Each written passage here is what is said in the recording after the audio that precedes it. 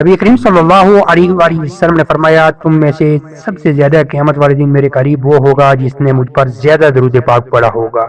صلو علی الحبیب صلی اللہ تعالی علی حبیبہ محمد وآلہ واصحابہ اجمعین فبأی آلاء ربکما تکذبان۔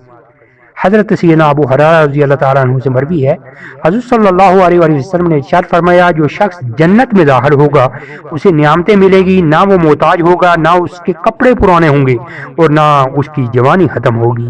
جنت میں وہ کچھ ہے جسے کسی آنکھ نے دیکھا، نہ کسی کان نے سنا اور نہ ہی کسی دل میں اس کا خیال گزرا۔ جنت میں نیند نہیں کہ نیند ایک قسم کی موت ہے، اور جنت میں موت نہیں۔ جنتی جنت میں جائیں گے، ہر ایک اپنے اعمال کی مقدار سے مرتبہ پائے گا، اس کے فضل کی حد نہیں۔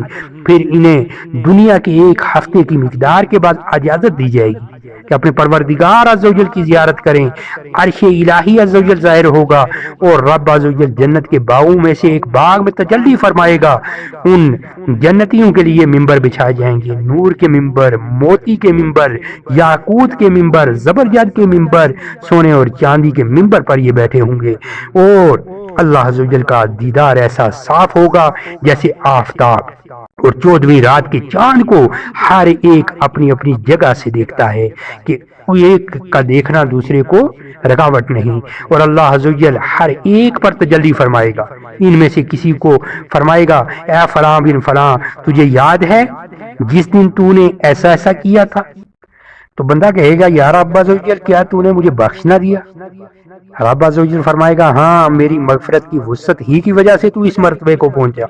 وہ سب اسی حالت میں ہوں گے کہ ابر چھائے گا اور ان پر خوشبو برسائے گا کہ ایسی خوشبو پہلے کسی نے نہ سونگھی ہوگی، اور اللہ عز و جل فرمائے گا کہ جاؤ اس کی طرف جو میں نے تمہارے لیے عزت تیار کر رکھی ہے، جو چاہے لو۔ پھر لوگ ایک بازار میں جائیں گے جسے ملائکہ گھیرے ہوئے ہوں گے، اس میں جو چیزیں ہوں گی کہ ان کی مثل آنکھوں نے نہ دیکھی اور نہ کانوں نے سنی ہوں گی، تو پھر بندہ جو چیز چاہے گا وہ چیز اس کے ساتھ ہو جائے گی۔ وہاں خرید و فروخت نہیں ہوگی، بس پسند کی جو چیز پسند کی وہ بندے کے ساتھ میں ہو جائے گی۔ اور پھر اس بازار میں جنتی باہم آپس میں ملیں گے، چھوٹے مرتبے والا بڑے مرتبے والے کو ملے گا، اور اس طرح جنت میں کوئی غم نہیں ہوگا۔ پھر وہاں اپنے اپنے مکانوں میں واپس جائیں گے، ان کی بیویاں ان کا استقبال کریں گی، مبارکباد دے کر کہیں گی کہ آپ واپس ہوئے اور آپ کا جمال اس سے زیادہ ہو گیا کہ ہمارے پاس سے آپ گئے تھے۔ تو جواب دیں گے کہ پروردگار عز و جل کے حضور ہمیں بیٹھنا نصیب ہوا۔ جنتی آپس میں ملنا چاہیں گے تو ایک تحت دوسرے کے پاس چلا جائے گا، اور ایک روایت میں ہے کہ ان کے پاس نہایت اعلیٰ درجے کی سواریاں اور گھوڑے لائے جائیں گے، اور ان پر سوار ہو کر جہاں چاہیں گے جائیں گے۔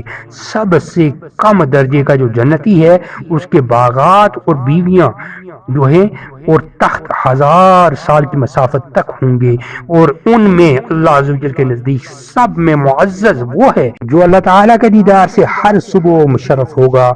جب جنتی جنت میں جائیں گے تو اللہ عز و جل ان سے فرمائے گا کچھ اور چاہتے ہو جو تم کو دوں؟ عرض کریں گے تو نے ہمارے منہ روشن کیے، جنت میں داخل کیا، جہنم سے نجات دی۔ اس وقت پردہ کے مخلوق پر تھا اٹھ جائے گا تو دیدار الہی عز و جل سے بڑھ کر انہیں کوئی چیز نہ ملی ہوگی۔